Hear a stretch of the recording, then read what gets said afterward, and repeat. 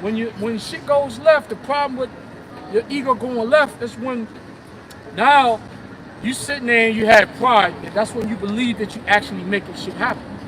The ego by itself is very important because it's a drive, it's the will to want to accomplish. It's meant. But if you want to do that, you got to put in the work. And putting in the work begins with what? Opening up to the brotherhood, man. Opening up to the brotherhood, understand that sometimes brothers going through shit that's crushing them. And they trying to hide that shit. Why? Because they don't want to appear weak, right?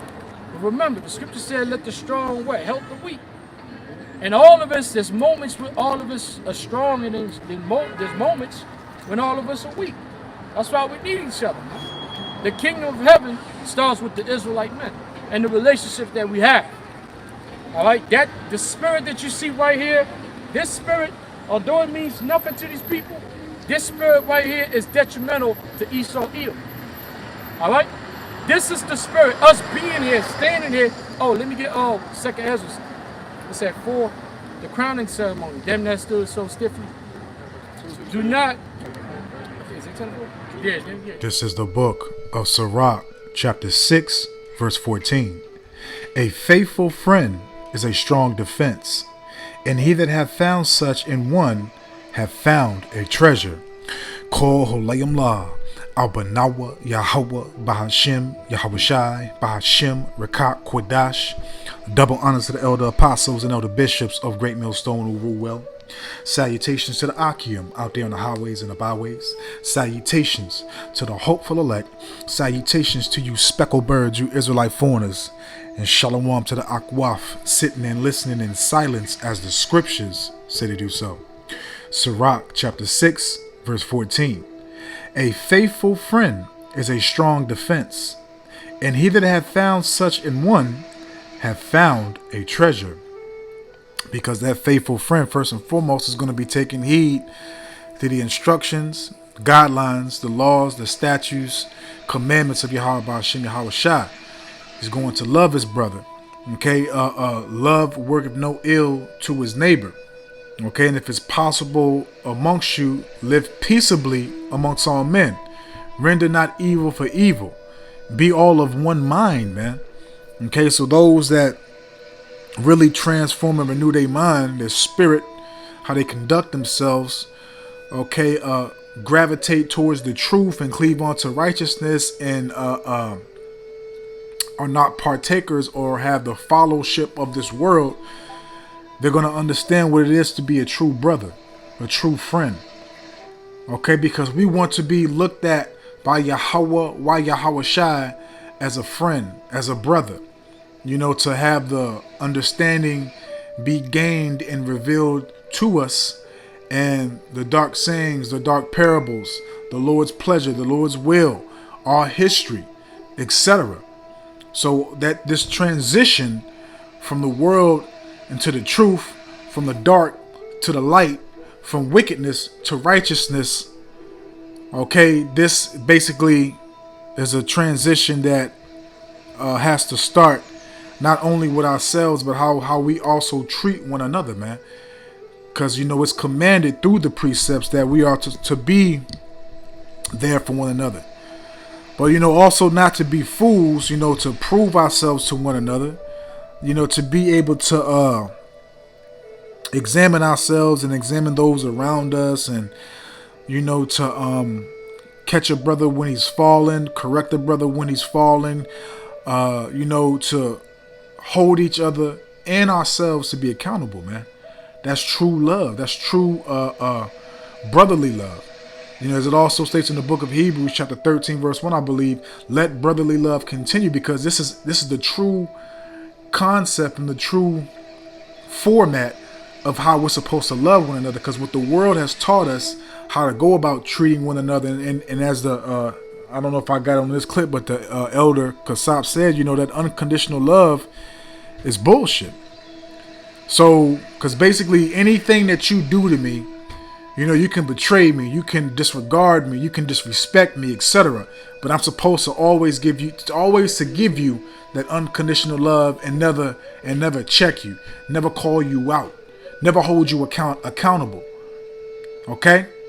So when you come back to our heritage, our truth, and to learn the correct way of life from and by Yahweh Ba'ashem Yahweh Shai, you learn how to love your brother. You learn how to love your sister. You learn how to be a man. You learn how to be a woman. You learn how to upbring and raise your children correctly, man. You learn how to judge and have correct discernment in general in every single aspect of life, and also amongst all types of matters, whether it be family, whether it be kin, whether it be the land. Okay, everything that we need is in our Bible, man. And then Salaki, I had to start out with a precept for this lesson, but this is going to be a one-hitter quitter, even though I already read a precept. But when the beloved Elder Kasap said what he said, which this camp was very heavy, man. Him and the Elder Monagon. And it's also something too I want to say to the brothers in the DC camp, and to brothers in general. And I'm not saying this to usurp no authority or to make it seem like I know more, but our camp heads, our leaders, the elders, the Rashim, however you want to state yourself, they always give us ammunition for lessons during the week. If you really just watch the camp lessons and really, just sit back and listen, there's always something being said, something being explained that you can clip out of that camp lesson to bring forth edification, man. Okay? And that's just, something I've always noticed and something I've always done, here and there when I had the chance. And it's also something that I noticed when you bring stuff like this, Jake, it's not entertaining to Jake, for stuff like this. He wants to, see the nigga woman get cussed out, see the YN, be exposed, all that stuff, man. But when it actually comes to actual edification, actually, stuff where we have to examine ourselves, stuff that is supposed to stick to us and, increase our knowledge, our wisdom, and hopefully the Lord gives us an understanding of that, it's disregarded. But let's continue. This is a one-hitter quitter. This is what I thought of when he was speaking, what he spoke.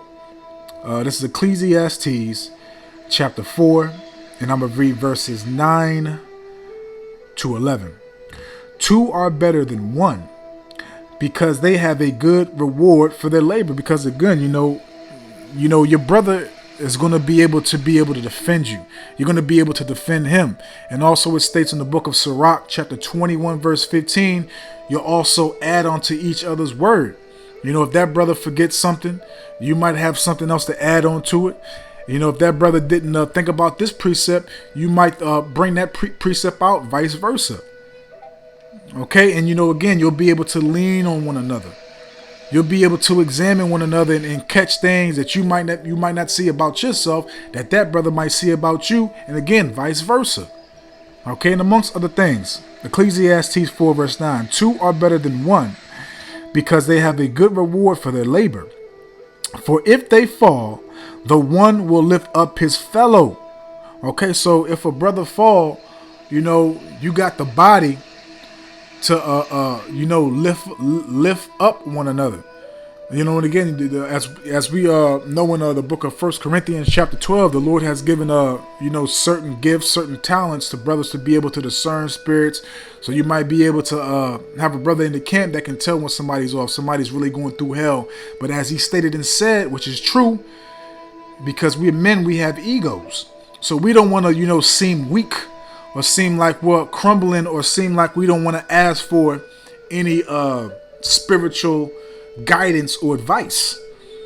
When it's not any of those things that the world has taught us, a man's supposed to be a man, he can't be weak. Nah, man, you're gonna have your moments when you're weak, when you're falling short, etc., man.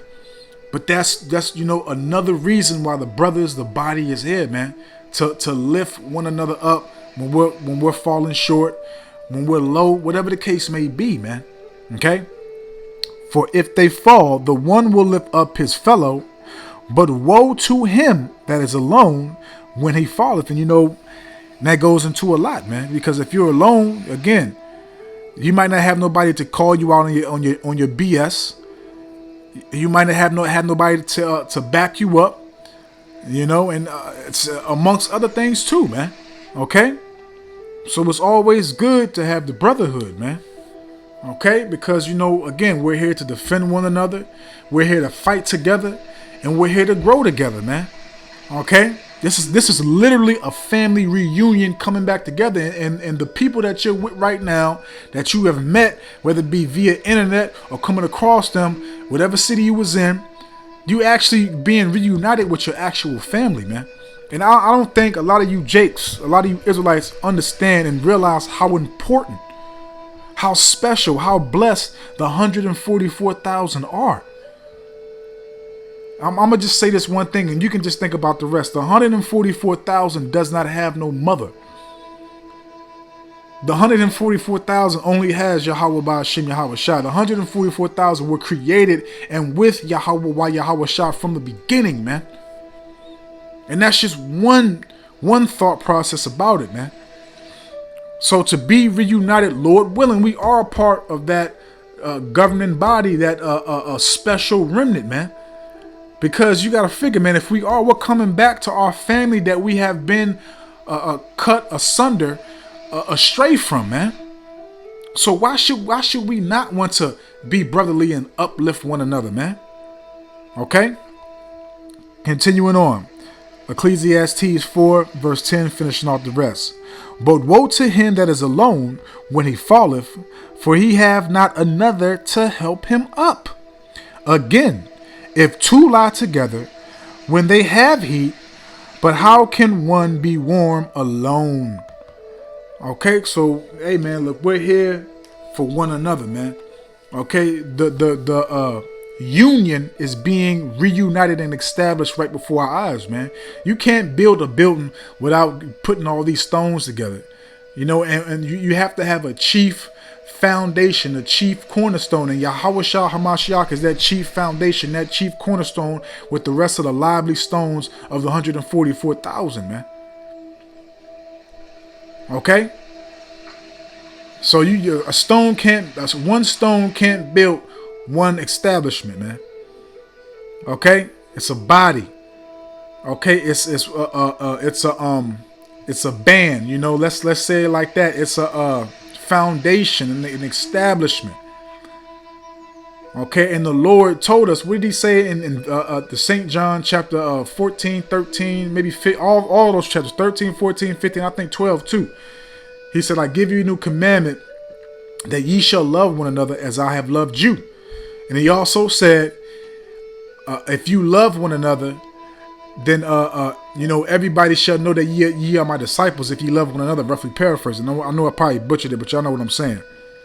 Okay, and also as I read in Sirach chapter 6, what goes into proving a friend and being a brother. And and also Proverbs 18, it's various precepts, man, to bring forth, man. Okay? So you're not going to be looked at as weak, as falling, coming short, or anything that you think negative about yourself being a man. We're here for one another. We're here to build up, uplift, be there for one another. Examine one another. Call each other out for our BS, man. Be able to help one another succeed, man. Okay, it's part of the brotherhood. So Abanawa Ratazah, man. I hope and I pray that this is edifying, uplifting, and informative to the true, sincere Aki and Akwaf. So with that, I'm just gonna say, Shalom.